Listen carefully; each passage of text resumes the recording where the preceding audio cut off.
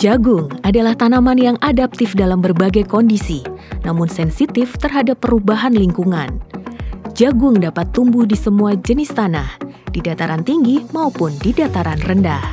Adapun untuk menghasilkan produktivitas tinggi, diperlukan lahan yang memiliki tanah subur, mempunyai kedalaman solum minimal 20 cm. Kelembaban tanah terjaga stabil. Memiliki keasaman tanah antara 5,6 sampai 8,1 dan mendapatkan sinar matahari cukup. Apa yang dapat dilakukan bila tanah kurang subur, terlalu kering, atau memiliki tingkat keasaman yang tidak sesuai? Jagung yang ditanam di tanah dengan kandungan nitrogen terbatas akan menunjukkan gejala kekurangan nitrogen seperti gejala klorosis atau menguning. Jika lahan kekurangan fosfat, maka pada usia pertumbuhan awal atau 2-4 minggu, warna daun menjadi ungu pada bagian pinggir daun. Kekurangan kalium akan menunjukkan gejala klorosis seperti kekurangan nitrogen, tetapi kuningnya dimulai dari tulang daun. Bila solum tanah kurang dalam, perkembangan akar menjadi terhambat sehingga penyerapan unsur hara terganggu dan pertumbuhan tanaman menjadi kerdil. Tanaman juga tidak kokoh dan mudah rebah bila terkena angin. Bila tanah terlalu asam atau pH di bawah 5,6, tanaman bisa teracun aluminium. Bila tanah terlalu basah atau pH di atas 8,1, penyerapan unsur hara akan terhambat karena unsur hara terikat oleh tanah. Pertumbuhan tanaman kerdil dan tidak sehat.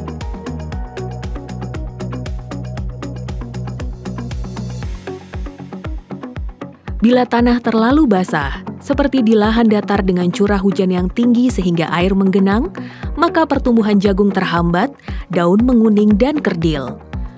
Bila tanah terlalu kering, maka daun menggulung dan lama-kelamaan layu dan menguning. Tanaman menjadi kerdil, bahkan mati. Bila sinar matahari kurang, akan terjadi pemanjangan batang atau etiolasi. Suplai makanan dari daun ke tanaman hanya sedikit, sehingga penampilan tanaman jagung kerdil, batang kecil, dan mudah rebah serta tongkol yang dihasilkan berbentuk kecil dan sedikit. Agar tanah subur, perlu kandungan organik yang cukup. Hal ini dapat dilakukan dengan menambah misalnya kompos dengan cara disebar dan diratakan bersamaan dengan pengolahan tanah.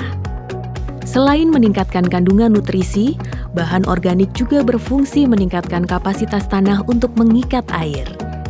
Lahan yang memiliki kandungan bahan organik tinggi memiliki potensi untuk menyimpan air lebih besar, sehingga bisa membantu menjaga kelembaban tanah pada saat gangguan curah hujan. Kebutuhan bahan organik kompos untuk lahan jagung minimal 5 ton per hektar. Cara lain agar kelembaban tanah terjaga yaitu dengan memanfaatkan mulsa organik untuk menekan tingkat evaporasi. Sumber bahan organik yang berpotensi untuk digunakan sebagai mulsa adalah jerami padi atau sisa tanaman kacang-kacangan.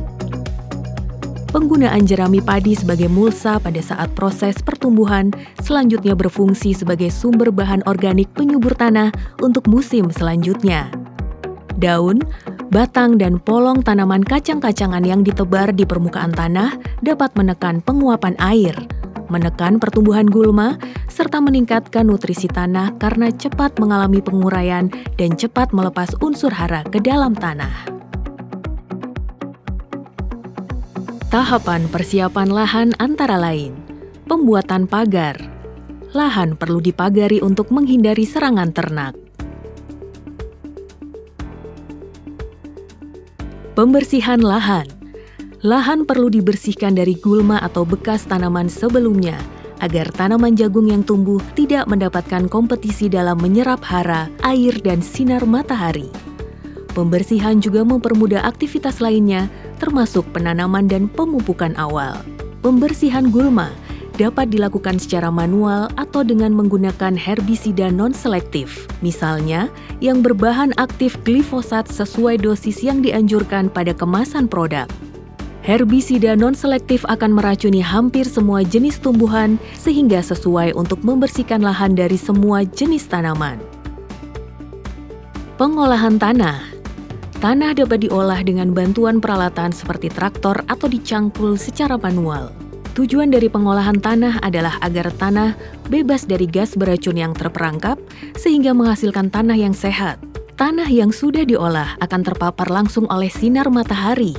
Struktur tanah akan lebih gembur dan oksigen tersedia untuk pernapasan akar.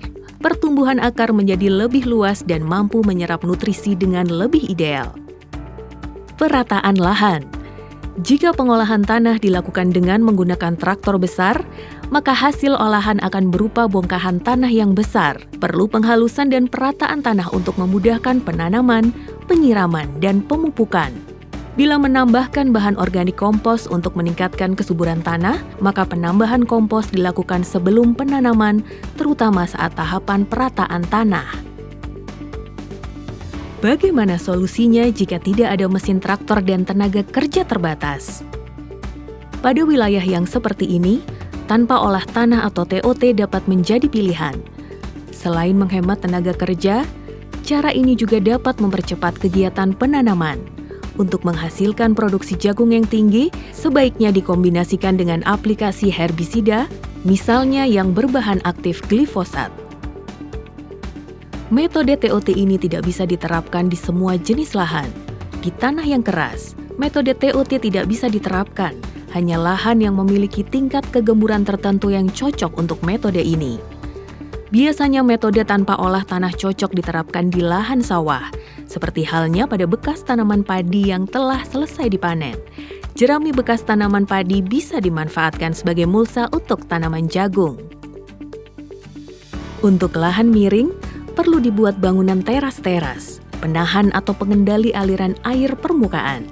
Hal ini dilakukan agar lapisan tanah yang subur tidak terkikis akibat aliran air.